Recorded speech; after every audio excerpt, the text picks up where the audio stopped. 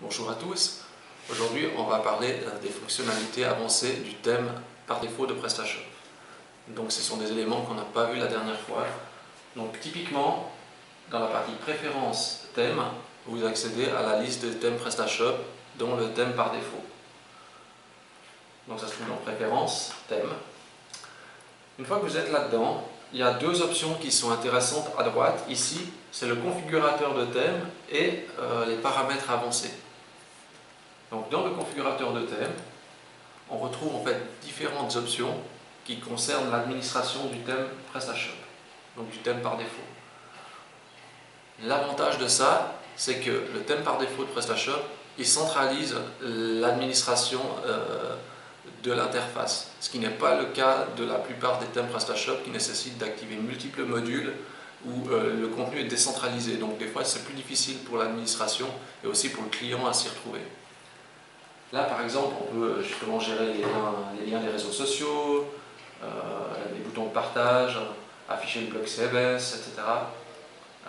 Afficher la bannière du haut de page, afficher les logos de paiement, typiquement, etc. Afficher les sous-catégories des produits.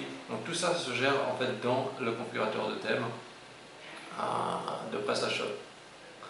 Un petit peu plus bas, toujours dans la même page, donc on retrouve les différentes zones d'administration, par exemple pour la home page, avec les différents blocs de contenu. Comme on voit ici, par exemple, ces trois images, que sur la partie publique, on les retrouve par exemple ici un peu plus bas. On voit aussi les deux bannières ici en dessous. Donc on retrouve ensuite ici.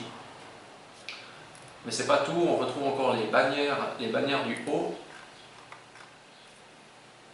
Donc à côté du module de slider, donc les bannières ici sont aussi présentes.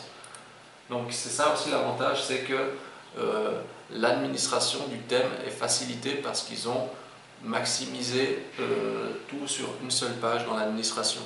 On aurait pu imaginer aussi avoir le slider par exemple administrable ici. Là ils l'ont laissé dans le module.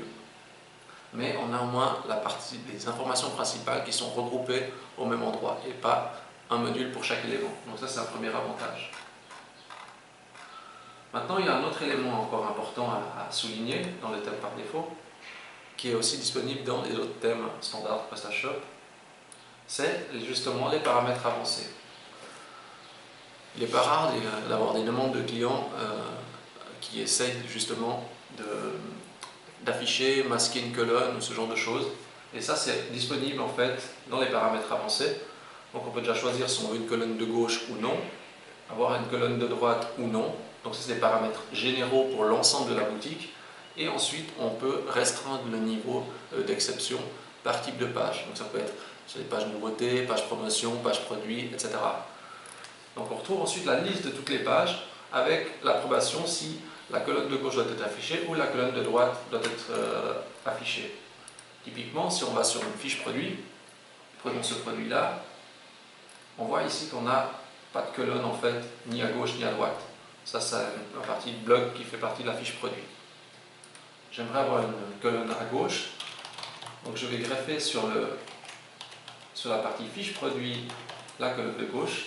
Donc je cherche ici, on a la zone product, je décide de l'activer, je recharge ma page et normalement ici la colonne de gauche s'affiche.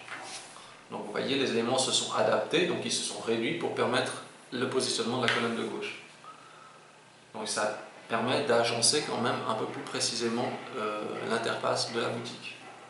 Ensuite, il y a encore un autre élément important, c'est, vous voyez, ici, peut-être pas, en bas, plus bas ici, on a des différents positionnements aussi pour les modules. Donc ça veut dire que si un module fait appel à certaines pages, donc par exemple, on a la page de confirmation pour le virement bancaire, pour le paiement par chèque, paiement par facture, etc., ou un autre type de module, eh bien, il y a la possibilité ensuite d'administrer l'agencement des colonnes sur les pages générées par ces modules. Pour autant que celui-ci soit construit selon les normes conventionnelles de PrestaShop. À ce moment-là, vous aurez par exemple une nouvelle insertion dans la liste et vous pourrez faire une exception sur ces types de modules. Donc voilà, On a fait un petit tour de deux options intéressantes du thème par défaut de PrestaShop. Donc, moi ce que j'aime sur ce concept, le configurateur de thème à la base n'existait pas, donc c'est quand même quelque chose qui est nouveau. Ce que je trouve intéressant, c'est de centraliser la gestion des options et de la configuration dans le back-office de la boutique. Ça veut dire d'éviter aux clients qui doivent aller à 36 endroits différents pour agencer le contenu général de son shop. C'est un bon début, on peut encore améliorer le concept, mais je pense qu'il faudra suivre cette évolution parce que probablement que PrestaShop va centraliser de plus en plus les informations au sein de ce module pour faciliter la gestion du e-commerçant. Je vous remercie d'avoir regardé cette vidéo et je vous dis à la semaine prochaine.